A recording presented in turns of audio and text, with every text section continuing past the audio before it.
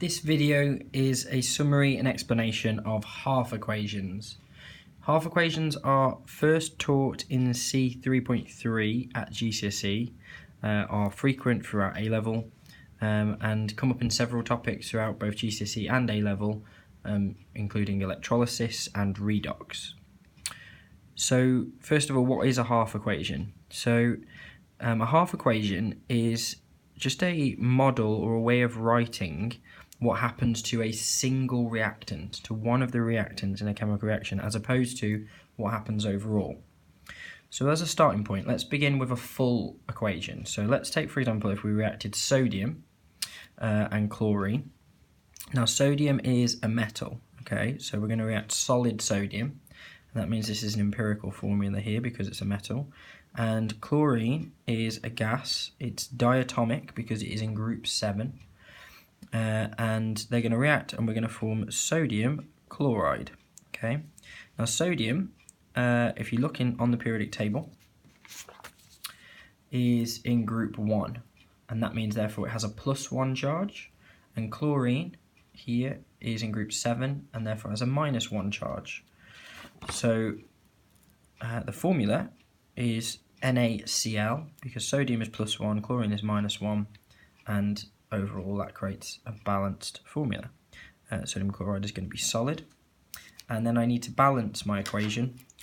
So because chlorine is diatomic, I need to put 2 chlorine atoms on this side, and that means I then subsequently need 2 sodiums. So this is the full balanced equation for the reaction of sodium and chlorine to form sodium chloride.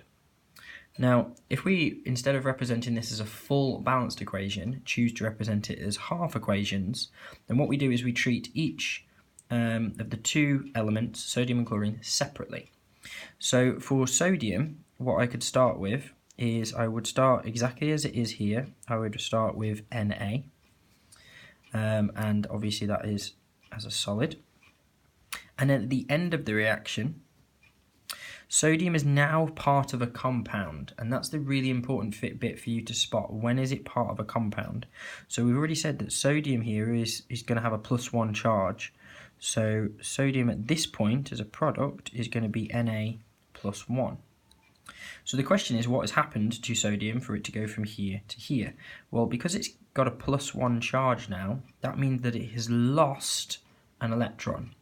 Okay, and I want to emphasize that point, that it's lost an electron because electrons are negative. So if you lose a negative, you become positive.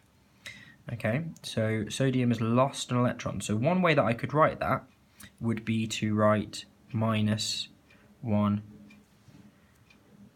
E. Okay, and E minus represents an electron.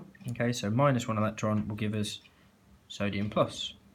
Another way that I could write that same thing, if you think of maths, I could rearrange this equation and I could write the same thing as Na, put my arrow next, and then put Na+1 plus 1 electron, and that would be just by rearranging the equation to move the electron to the other side.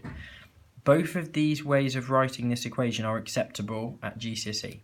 By convention, we tend to write things always as a reduction, where we show a gain and hence put pluses, but both of these methods are acceptable.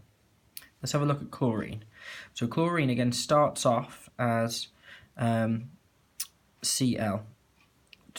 It starts off as an element, and then at the end it's part of a compound. So that means we've got to put what the charge is. So chlorine is going to be a -1 charge. Now the difference now is firstly that we have 2 chlorines here, so I've got to balance this. Okay, and I've got to put 2 in front of that. The chlorine has gained a minus charge. That means it must have gained an electron. So we need to put plus an electron, but because we have 2 chlorines, I will need 2 electrons in order to balance it.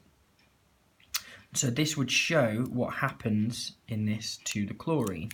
So in these 2 reactions, sodium has been oxidized.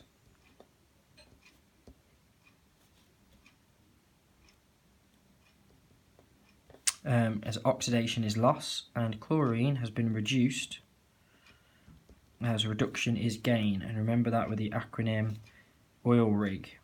Okay, so in any overall reaction there's always an oxidation and a reduction. let's have a look at another quick example of this. So if we have aluminium, again a solid, reacting with oxygen, we will form, and oxygen's a gas, aluminium oxide. Now if we look on the periodic table, aluminium is in group 3, so aluminium will form a +3 charge, and oxygen is in -6, so it will be a -2 charge. So if we swap the numbers from Al, so just if I write it here for reference, so we have Al +3 and O -2, so we swap the numbers, so it's going to be Al2O3 is the formula for aluminium oxide. And then we need to balance this, so we need to put a 2 there, sorry, a 2 there, a 4 there, and 3 there. Okay, so that's the full balanced equation for the reaction of aluminium with oxygen. So then again, we can produce 2 half equations from this. So we treat each thing separately. So we look at where are they an element. So aluminium starts as an element on the left-hand side. Okay, and that is going to go to aluminium as part of a compound, and in the compound it's going to be +3. So it's going to be Al +3. Of course, if I'm balancing this, I would put my 4 and my 4 there. And in order for aluminium to go to +3, that means it has to have lost 3 electrons. Now, because I have 4 aluminiums in total, that's going to be losing 12 electrons. Okay, 3 for each of the 4 aluminium ions. Another way I could write that, again, would be, and this time I'm just going to write it as just a single aluminium, would be Al goes to Al +3 plus 3 electrons. Now those 3 electrons, because they've been lost from the aluminium, okay, and this is therefore oxidation, and note again that it's the metal that is oxidized, because that is always the case. If we look at oxygen, oxygen starts as O2 and ends as oxygen as part of a compound, and therefore we have to look at what the charge is. So it will end as O -2. So each oxygen has got to gain 2 electrons. Okay, in terms of our total number of oxygens, if I balance it according to this, then we have 6 oxygens. So I need to put my 3 there, and I will put my 6 here. Each oxygen gains 2 electrons, so it'll be +2 electrons, but times 6, which again is +12 electrons. Now notice that these numbers of electrons cancel when I write it according to the balanced equation, which is important, and that's why the overall balanced equation becomes the way that it does. If I simplify this, we get that O2 goes to O2 plus 2 electrons goes to 2O -2. Sorry, I need to balance the number of electrons, which is 4. So we've got O2, each oxygen needs 2 electrons to form O -2, but we have 2 oxygens, and therefore we need 4 electrons overall. And this again is an example of reduction.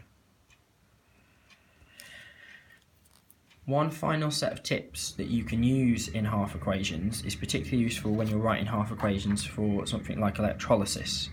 So this is electrolysis of lead bromide, okay, and this is molten lead bromide. So it only contains lead and bromide ions, and in electrolysis the positive ions, the cations, are going to be attracted to the cathode,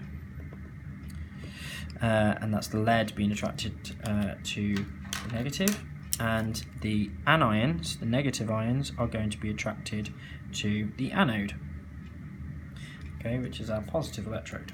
And when they reach that position, they're both going to react, and we represent how they react using a half equation. Now this is a really easy thing to do, because all you need to do is use the charge. So in terms of the reaction that happens at the cathode, the lead goes to the cathode, so we'll write Pb plus 2. And then all we need to remember, and this is the tip, is that whatever the charge is here, I need to write that again. So I'm going to put +2, and then that's the number of electrons that I need. So lead is going to gain 2 electrons, and it's going to turn back into the element, which is just lead, okay, as a solid. Now obviously in this case the temperature might be hot enough that will melt, and pure lead as a liquid will sink to the bottom. This is again an example of reduction occurring at this electrode, because the lead is gaining 2 electrons to form lead metal. At the anode, the opposite is true. So bromine starts off in this case as B minus. Again, so whatever the charge is here, this is B minus 1, I'm going to write that again. So -1 electron will go to Br. Now Br as an element is actually a liquid, but is a halogen, so it's in group 7, therefore it's 2. So I need to balance this and put 2 bromines, and therefore I will need 2 electrons. And this is an example of oxidation because we are losing electrons. So as a final tip, the most important thing for you to remember is if you're doing half equations starting with ions from any kind of electrolysis, so for example electrolysis of aluminium is another type that we have, and in aluminium you have Al plus 3, so you write whatever the charge is plus 3, and then that is your number of electrons, and then you write the element, okay? And the main ones to be careful of are examples where you have diatomic compounds. So for example hydrogen, this is another important one in the electrolysis of sodium chloride, is H+, and that's obviously H plus 1, so we write +1E minus, and that will form H, hydrogen as an element, but hydrogen is a gas, okay? So that will be H2, and therefore we need to balance it by putting a 2 there and a 2 there. And so always use that rule of using whatever the charge is and then balancing your atoms at the end.